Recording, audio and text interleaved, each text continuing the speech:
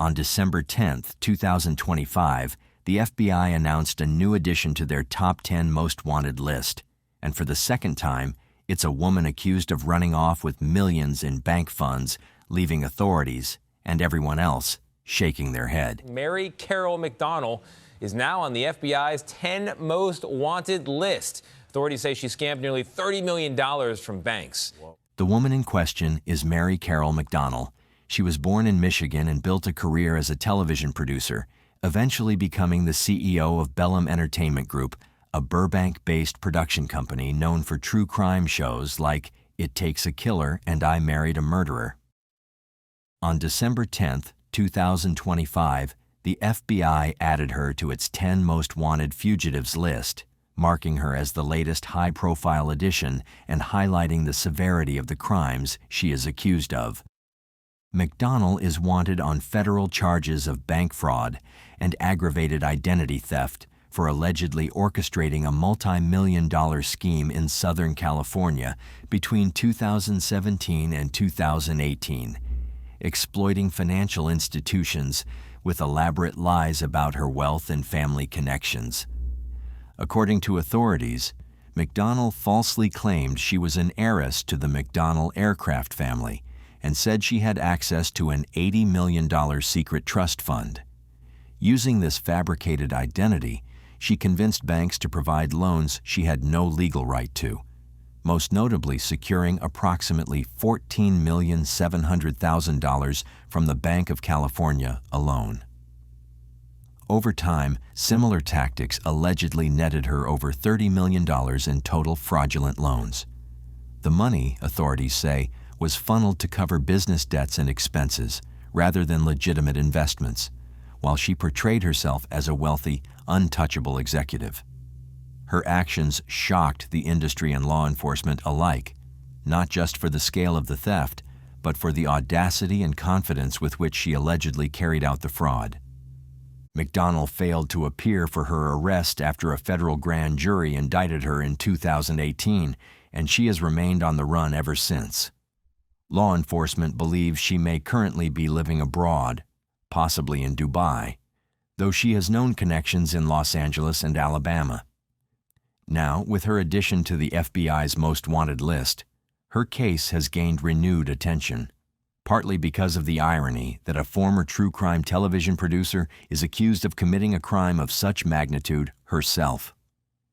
At 73, with her blonde hair, blue eyes, and a scar on her right knee, Mary Carroll McDonald remains one of the country's most sought-after fugitives, and authorities continue to track her movements, hoping to bring her to justice.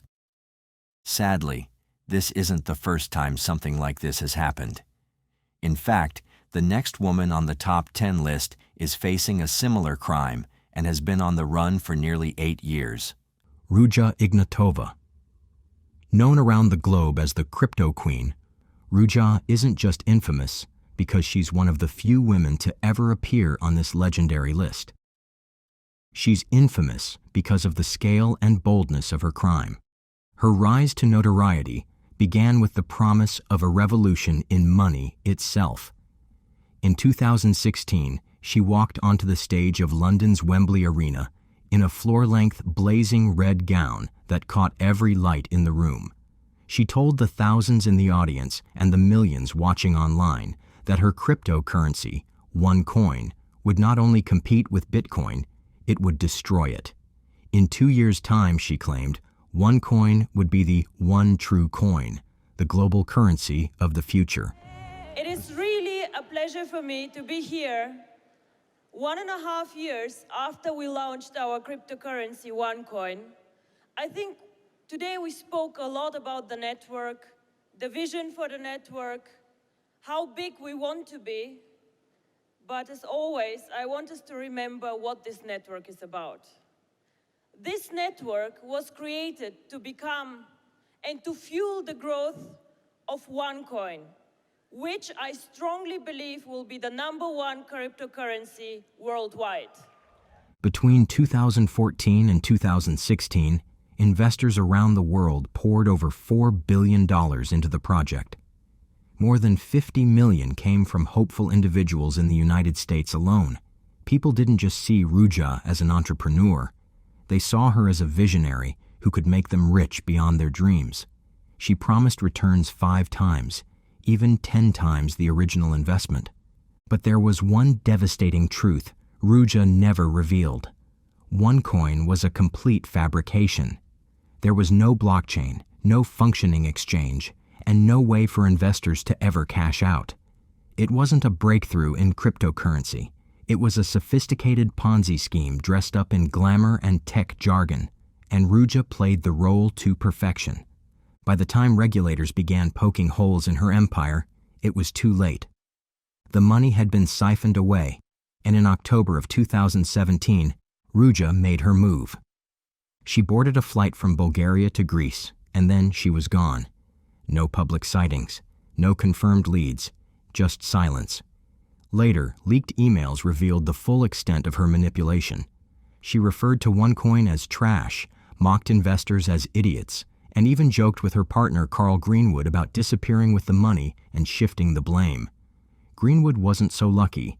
He was caught, convicted of wire fraud and money laundering, and in 2023, sentenced to 20 years in federal prison. Ruja, however, has remained a step ahead. Fluent in 4 languages, armed with a PhD, and adept at crafting an image of elegance and intelligence, she could blend into high society anywhere in the world. Rumors swirl about her fate. Some say she underwent plastic surgery and now lives in luxury, surrounded by armed guards. Others believe she slips quietly between countries using a German passport, staying just far enough ahead of the law. And the most chilling theory was that she was murdered by former associates who feared she might expose them. Whatever the truth, one fact remains. She's still out there. And the United States Department of State is offering up to $5 million for information that leads to her arrest or conviction. 8 years later, the hunt for the crypto queen continues, and so does her legend. Omar Alexander Cardenas. You'd think that this overpound guy could never run far, let alone outpace the FBI. But you might want to think again, because Omar Alexander Cardenas has been evading the law since 2019. And he's not hiding because of some petty shoplifting or a bar fight gone wrong. No. He's wanted for cold-blooded murder, carried out in broad daylight, in the middle of a Los Angeles shopping center, with cameras rolling the whole time. The kind of crime that leaves you wondering how someone this visible could vanish so completely. It was August 15th, 2019, a hot summer afternoon in Los Angeles. The kind of day when life felt almost predictable. People were getting haircuts, shopping, grabbing something to eat. The air buzzed with the hum of normalcy. Somewhere in that crowd was Omar, moving through the strip mall like he had nothing to hide. He wasn't in a rush. He wasn't nervous. Surveillance footage shows him walking casually, blending into the scene as if he were just another customer looking for a place to cool off.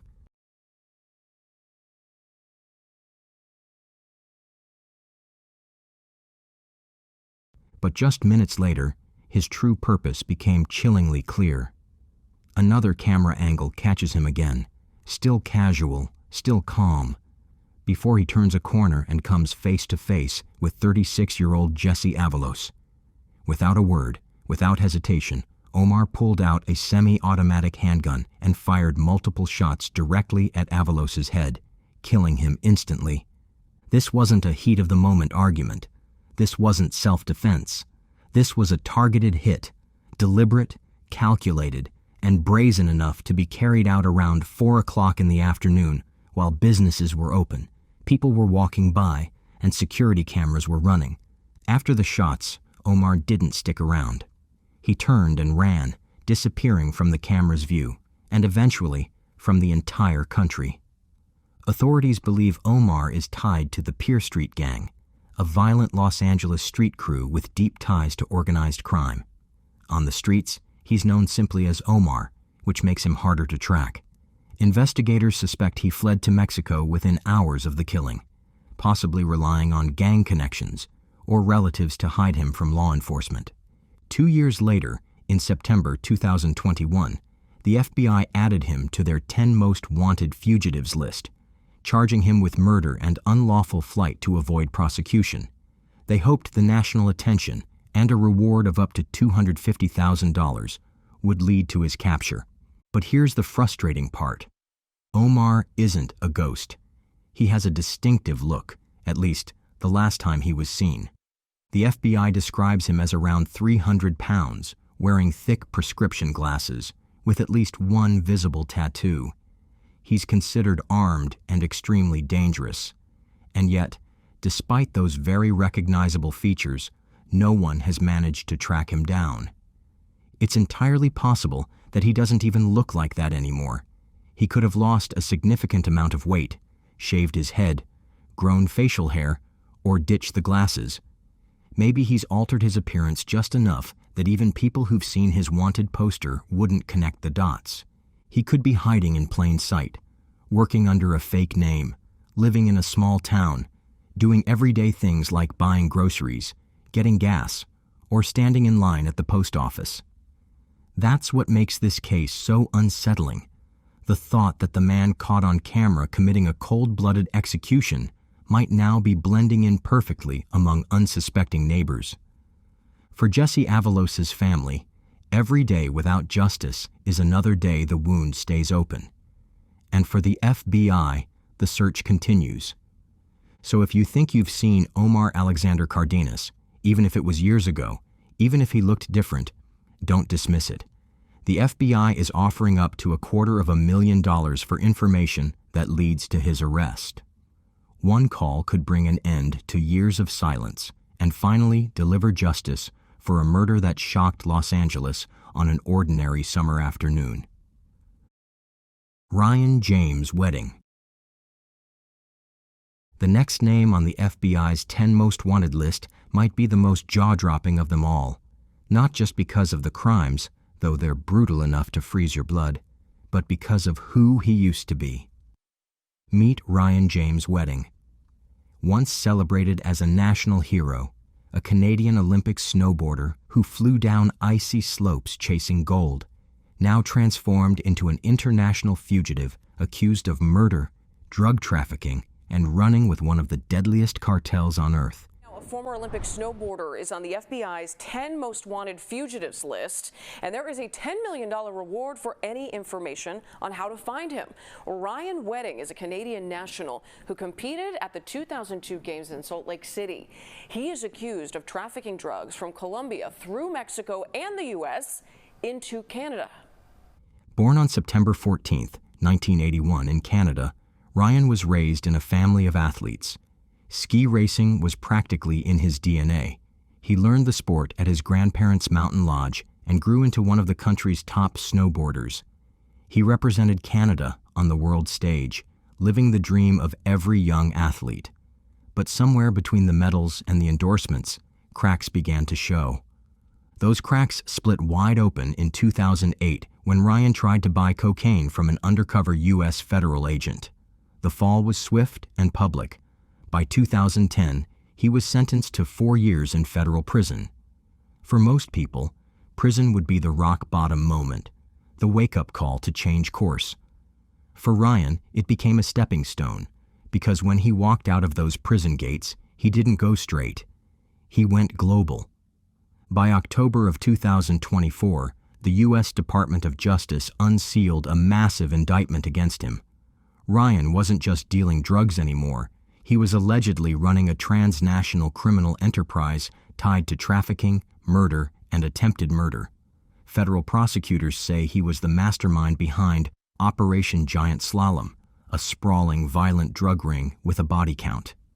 The indictment ties him to the execution-style killings of Jagtar and Harbhajan Sidhu, a married couple in their 50s, gunned down in November 2023. Then came the killing of Mohammed Zafar in May of 2024, followed by an attempted murder just 1 month earlier. And that's not all. Ryan's close associate, Andrew Clark, was also charged with murdering Randy Fader in April 2024, a killing prosecutors allege happened under Ryan's direct orders. But his ambition went far beyond the Canadian and U.S. borders. Investigators say that after the murders, Ryan fled to Mexico, not to disappear, but to rise even higher in the underworld. Down there, he allegedly secured his place as a high-ranking figure within the Sinaloa cartel, one of the most dangerous and powerful drug syndicates in the world. In that world, he's known by names like El Jefe, Giant, or simply Public Enemy. He is considered heavily armed, extremely dangerous, and deeply connected. His inner circle wasn't untouchable, though. In October 2024, his second-in-command was arrested. Ryan, however, slipped through the net. Since then, he's gone completely dark. On March 6, 2025, Ryan officially replaced Alexis Flores on the FBI's 10 Most Wanted list, and the bounty placed on him is staggering, $10 million. That's one of the highest rewards the FBI has ever offered, and it sends a very clear message. They want him badly, and they want him now. Even his personal life reads like a subplot in a crime drama. In 2011, while still serving time in prison, Ryan got married to a woman from British Columbia. The relationship didn't last. They separated, and she has since remarried. Ryan, meanwhile, only sank deeper into the criminal underworld. And now, Hollywood is circling. His life story is being turned into a documentary series titled Snow King, From Olympian to Narco, produced by Rolling Stone Films, Dog Wolf, Visitor Media, and Corriente del Golfo, the production company co-founded by acclaimed actors Gael Garcia Bernal and Diego Luna. The series promises to pull back the curtain on how a Canadian athlete's pursuit of Olympic glory morphed into a violent empire of drugs, guns, and murder. The FBI calls him dangerous. The underworld calls him powerful. And somewhere right now, Ryan James Wedding is out there, whether in a cartel stronghold or blending into a foreign city, living proof that sometimes the most dangerous criminals don't come from the streets. They come from the podium. Yulan Adonai Archaga Carrillas. Next up is a man the FBI calls one of the most dangerous fugitives on the planet, Yulan Adonai Archaga Carrillas, better known by the deceptively harmless nickname Porky. His story reads like a high-octane action thriller, except every bullet, every body, and every escape is chillingly real. Standing only about 5'5" and weighing around 160 pounds, Porky is proof that size doesn't define power. What he lacks in height, he more than makes up for in reach, influence, and pure brutality. He is the alleged top leader of MS-13 in Honduras, the feared transnational gang known for its ruthless murders, large-scale drug trafficking, and global network of terror. And unlike the street-level enforcers who carry out the bloodshed, Porky operates like a strategist, a kingpin directing an empire that spans multiple countries. $5 million. Tonight, that's the reward being offered for the leader of MS-13 in Honduras. Yeah, a man who has gone through several different looks and has gone by several different names. The FBI says he should be considered armed and extremely dangerous. To understand just how dangerous he is, you need to understand what MS-13 has become.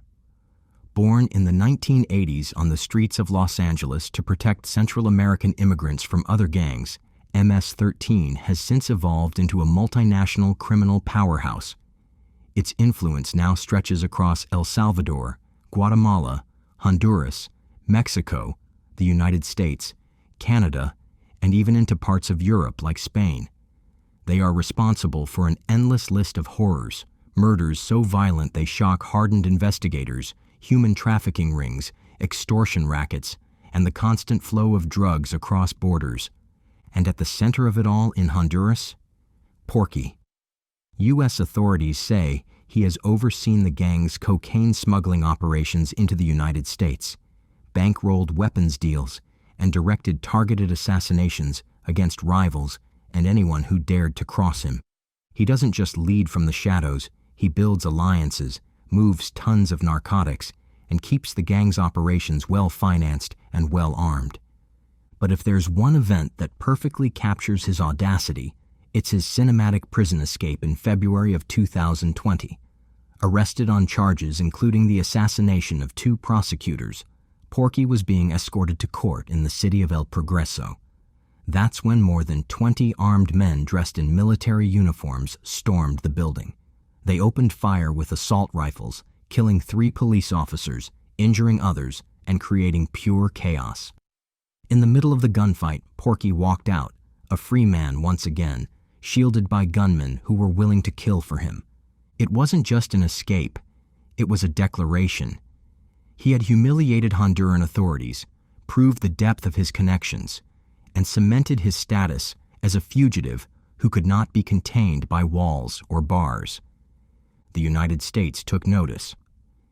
In November 2021, Porky was added to the FBI's 10 Most Wanted list, and in April of 2025, the U.S. Secretary of State and Treasury jointly announced a staggering $5 million reward for information leading to his arrest.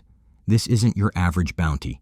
It's the kind of figure reserved for cartel bosses and terrorist leaders. And make no mistake, that's exactly how the FBI categorizes him, as a foreign terrorist whose reign of terror must end. Despite this global manhunt, Porky remains at large. Authorities believe he's still somewhere inside Honduras, shielded by layers of loyal operatives and corrupt allies.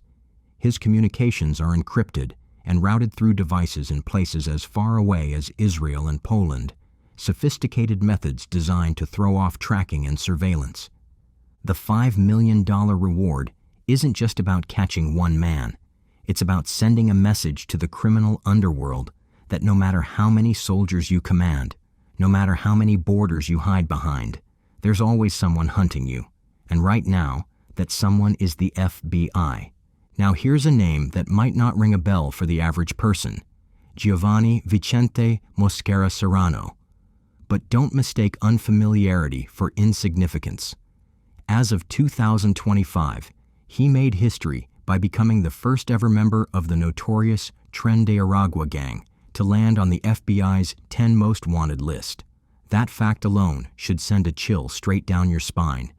Because this isn't just about one fugitive, it's about the meteoric rise of one of the most violent and fast-growing criminal organizations in the entire Western Hemisphere. Known by the nickname El Viejo, Giovanni isn't some low-level enforcer or mid-tier operative. He's believed to be a senior leader, a key decision-maker in Tren de Aragua, a Venezuelan-born gang that has mutated into a sprawling transnational criminal empire. What started inside Venezuelan prison walls has spilled far beyond, establishing roots and dominion in Colombia, Brazil, Peru, Chile, Mexico, the United States, and beyond. Their business model is as ugly as it gets: drug trafficking, human smuggling, extortion, kidnapping, murder, and an overarching climate of terror. Wherever they go, fear follows. And at the top of one of the gang's deadliest branches stands El Viejo, a man whose reputation is built not just on violence, but on the precision with which he deploys it. To his followers, he's a leader. To his rivals, he's a death sentence waiting to be carried out. The FBI isn't treating him like just another gangster. Giovanni is charged with conspiracy to distribute massive quantities of cocaine, shipments moving through Colombia into the United States, fueling cartel wars and poisoning communities. But that's only part of the picture. He's also accused of providing material support to a terrorist organization.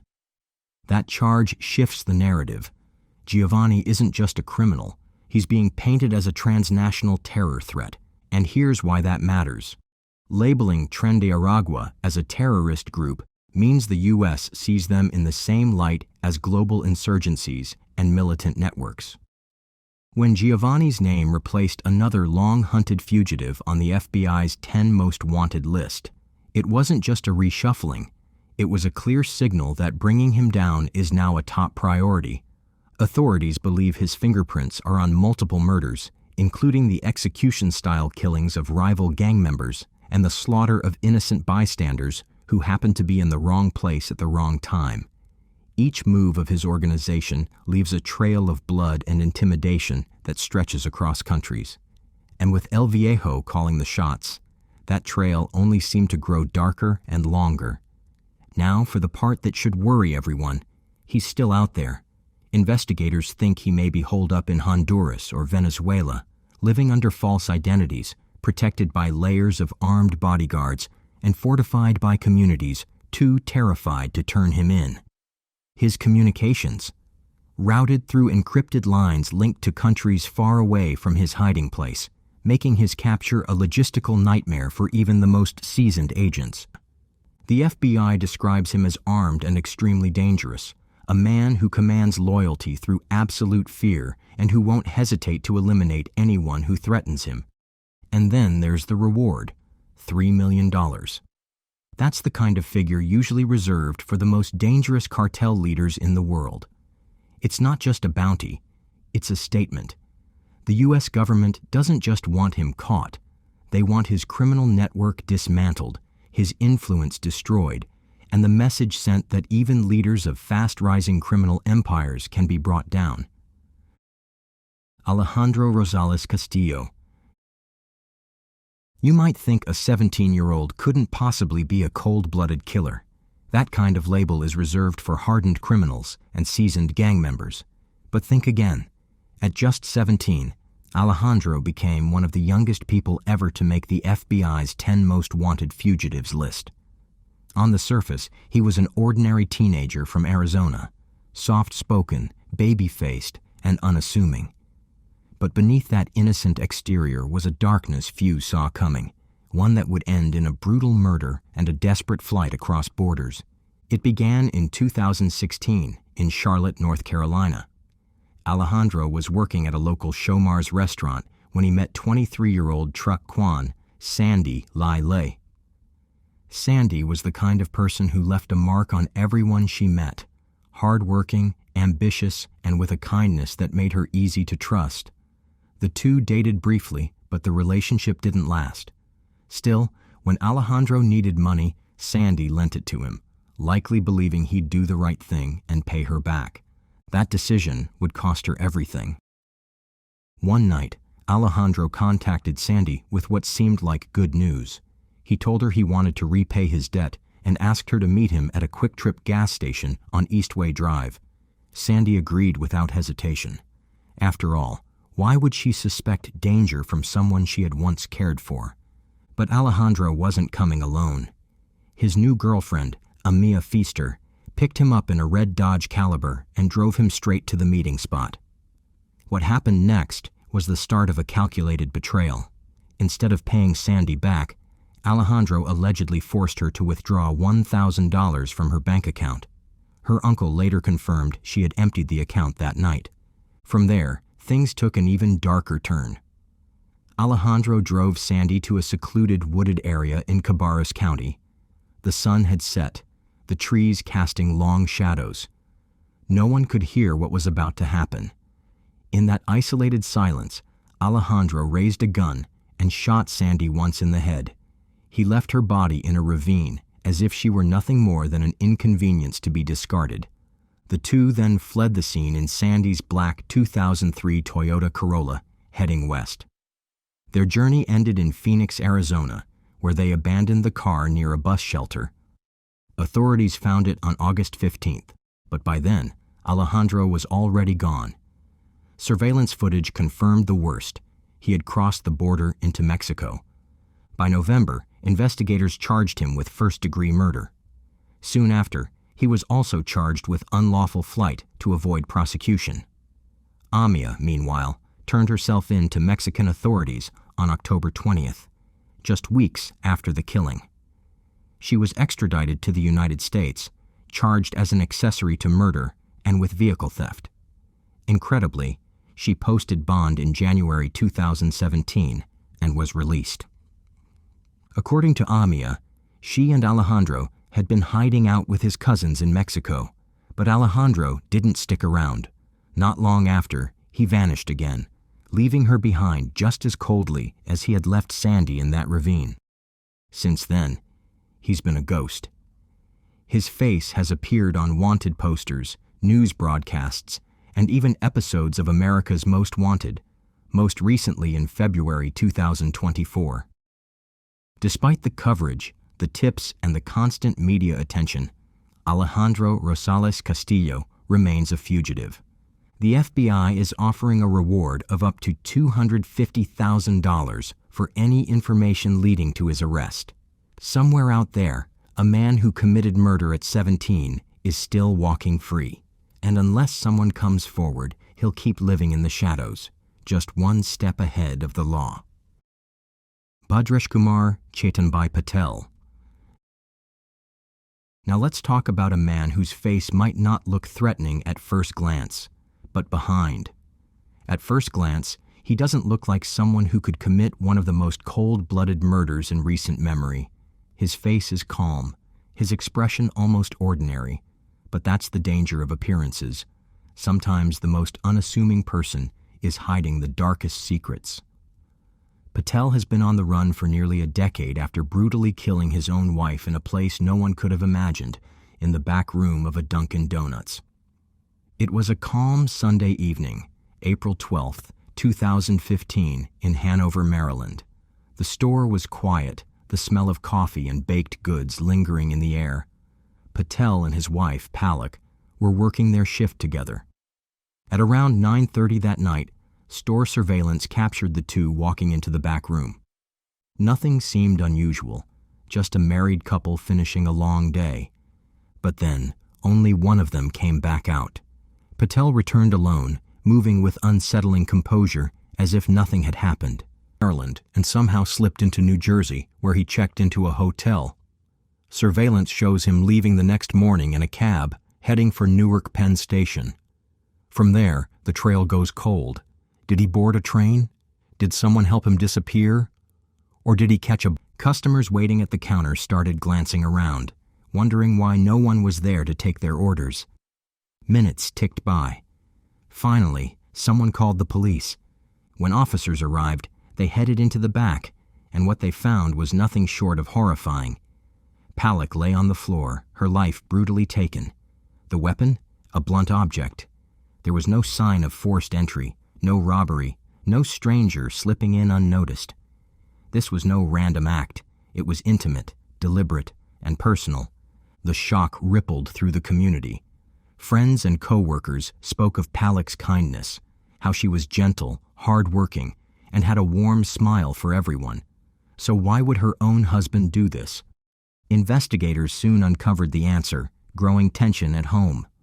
Both Patel and Palak were in the United States on expired visas. Palak wanted to return to India to start over. Patel refused. He was determined to stay in America, no matter what it cost, and that difference in vision for their future became a constant source of conflict.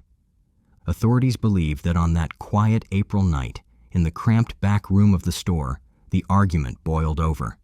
In a violent flash of rage, Patel ended his wife's life. After the murder, he fled Maryland and somehow slipped into New Jersey, where he checked into a hotel. Surveillance shows him leaving the next morning in a cab, heading for Newark Penn Station. From there, the trail goes cold. Did he board a train? Did someone help him disappear? Or did he catch a bus and vanish into another city entirely? Nearly 10 years later, those questions still have no answers. Theories swirl. Some investigators think he returned to India, shielded by family and using the tight-knit community there to avoid capture. Others believe he may be living under a false identity in another country, blending into everyday life the same way he blended into the Dunkin Donuts that night, without drawing suspicion. The FBI isn't giving up. They've placed Patel on the 10 most wanted fugitives list and are offering a $250,000 reward for information leading to his capture. His case remains active, his file still open, and agents continue to chase every lead that comes in. Wilver Villegas Palomino. Just like the other cartel bosses and warlords we've covered, Wilver Villegas Palomino didn't need a flashy nickname, viral headlines, or even a public profile to make the world fear him. He wasn't the kind of kingpin who paraded his wealth or sought the spotlight. He was something far more dangerous, quiet, calculating, and methodical. Wilver built his empire not through grandstanding, but through an unbroken chain of blood, drugs, and terror. In the underworld of transnational crime, it's often the silent ones who are the most lethal. Born in Colombia in the late 1970s, Wilver emerged from obscurity to become one of the most feared operatives within the National Liberation Army, better known as the ELN. Originally formed in the 1960s with political and revolutionary ideals, the ELN eventually morphed into something far darker, a heavily armed syndicate that cloaked its brutality in ideology. For Wilver, it was never about politics or revolution. It was about power, profit, and control. He became the backbone of the ELN's vast cocaine trafficking network, orchestrating the transport of staggering quantities of cocaine from deep in the jungles of South America into the United States and beyond. By the early 2000s, Wilver was already at the helm of an operation moving thousands of kilos of cocaine annually. This wasn't petty smuggling. This was multinational drug trafficking at an industrial scale. What set Wilver apart from other traffickers was his unflinching brutality. His power was maintained not just with money, but with fear. Entire communities in Colombia's rural and remote regions lived under the shadow of his control. Villagers who resisted were kidnapped, beaten, or killed. Rivals didn't just lose turf, they disappeared entirely. His network left behind a trail of mass graves and shattered families, and his word within ELN territory carried the weight of life and death. For years, he managed to stay beyond the reach of law enforcement. Protected by an iron ring of loyal ELN fighters, corrupt officials, and trusted informants, Wilver mastered the art of vanishing. He avoided phones and modern communication, moving constantly through Colombia's dense jungles. To the outside world, he became a ghost, one that haunted entire regions without ever being seen. But ghosts can't hide forever. In March 2020, the U.S. Department of State placed a massive bounty on his head, up to $5 million for information leading to his arrest. The charges? Conspiracy to distribute cocaine with the intent to import it into the United States. In reality, those charges barely scratch the surface of the violence, extortion, and killings tied to his name. The FBI placed him on the 10 most wanted fugitives list, branding him as one of the most dangerous criminals alive. Even with a global manhunt underway, Wilver Villegas Palomino remains free. Authorities believe he's still somewhere deep in Colombia, shielded by jungle terrain, constantly moving between hidden camps, and guarded by heavily armed loyalists who either owe him their lives or fear losing them if they betray him. Like the most dangerous kingpins before him, Wilver's strongest weapons have always been loyalty, terror, and secrecy. And for nearly a decade, those weapons have worked. Until someone breaks that chain, he will remain what he has always been, untouchable. Fausto Isidro Meza Flores.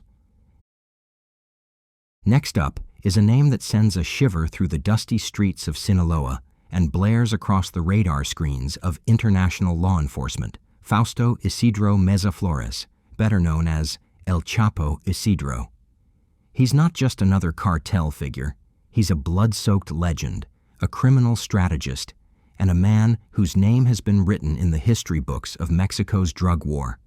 Today, he holds one of the top spots on the FBI's 10 most wanted fugitives list. And once you hear what he's done, you'll understand exactly why. Born on June 19, 1982, in Navojoa, Sonora, Mexico, Meza Flores was never destined for a quiet life. By his teenage years, he had already stepped into the violent, unforgiving world of drug trafficking. He may only stand at 5 feet 6 inches tall and weigh around 160 pounds, but don't be fooled by the numbers. His command has been strong enough to mobilize armies of cartel gunmen and bring entire towns to a standstill under the weight of fear. On February 4, 2025, he officially became the 533rd person ever added to the FBI's 10 most wanted list, replacing Donald Eugene Fields II, a convicted child sex trafficker. His career began under the banner of the Juarez cartel, working under the infamous Amado Carrillo Fuentes, the Lord of the Skies. But when Amado died during a botched plastic surgery in 1997, the young Meza Flores made a decisive move. He jumped ship to the Beltran Leyva cartel, a decision that would define the rest of his criminal life. There, he climbed the ranks with ruthless efficiency, gaining a reputation not just as a killer, but as a tactician, someone who could orchestrate violence with chilling precision. That reputation was cemented after December 2009, when cartel boss Arturo Beltran Leyva was killed by the Mexican military. Many in the organization scattered, some surrendered, others crossed over to rival cartels. Not Meza Flores. He stayed, and with fewer rivals in his way, he rose even higher. One of his most infamous moments came on July 1, 2010, in the border town of Tubutama, Sonora. It was here that his forces clashed with the Sinaloa cartel and their paramilitary arm, Gente Nueva. Meza Flores, with backing from Los Zetas and his own fearsome group, Los Mazatlecos, turned the rural roads into a war zone. The shootout left about 30 people dead, with 11 vehicles riddled with bullets, some spray-painted with X's to mark cartel allegiance and prevent friendly fire. It wasn't just a battle. It was a statement to rivals, allies, and the government alike. El Chapo Isidro was not afraid of a fight. From the early 2000s onward, Meza Flores' network has been responsible for smuggling staggering quantities of heroin, methamphetamine, cocaine, and marijuana through key trafficking routes, stretching from Mazatlan, Guamuchil, and Schwa, all the way to tourist hubs like Los Cabos. Even after the Beltran Leyva brothers fell, he became the right-hand man to Hector Beltran Leyva and maintained control over entire territories, ensuring the cartel's operations never stopped. The government has tried to take him down more than once. On April 28, 2010, the Mexican military launched an operation in Schwa to capture him. The attempt failed, though it left 2 soldiers and 12 cartel gunmen dead, including his close ally Omar Alfonso Rubio, known as El Chonte. Later, in December 2013, another hit came when his lieutenant Ignacio Nacho Gonzalez was arrested in Guasave. But like a hydra, every time one head was cut off, Meza Flores found a way to grow stronger. The United States government has charged him with major drug trafficking and weapons violations. He's considered armed, extremely dangerous, and deeply embedded in Mexico's organized crime network. The U.S. Department of State's Narcotics Rewards Program has placed up to $5 million on his head, one of the largest rewards for a fugitive currently on the run. But his influence isn't just measured in firepower, it's also in finances. On January 17, 2013, the U.S. Treasury's Office of Foreign Assets Control invoked the Kingpin Act, freezing the assets of Meza Flores, 7 of his family members, and 3 businesses tied to laundering his drug profits. Still, even with his money trail exposed, his name broadcast across most wanted lists, and a price on his head, he has evaded capture. His last confirmed sighting came in January 2013, when he was spotted attending a youth basketball game in San Pedro Garza Garcia, Nuevo León. The fact that someone so high profile could appear in public, surrounded by civilians, and then melt back into hiding without a trace speaks volumes about the protection and power he still commands. Today, Fausto Isidro Meza Flores remains a phantom in the Mexican underworld, a cartel mastermind whose empire continues to operate from the shadows. As long as he's free, his name will remain a chilling reminder that in the world of organized crime, sometimes the most dangerous enemies aren't the ones making headlines. They're the ones you can't catch. From cartel kingpins to crypto fraudsters, gang leaders to grieving families, these 10 fugitives represent some of the most dangerous and destructive people on the planet. As viewers, it's easy to feel distant from these stories, but each fugitive underscores a vital truth. Criminals hide in plain sight, in your neighborhood, online, even behind a familiar smile. So, here's the question for you. Which of these fugitives do you think is most likely to be captured next, and why? Share your thoughts in the comments below. If you've made it this far, be sure to check out this next video. I think you'll enjoy it. Thank you once again for watching.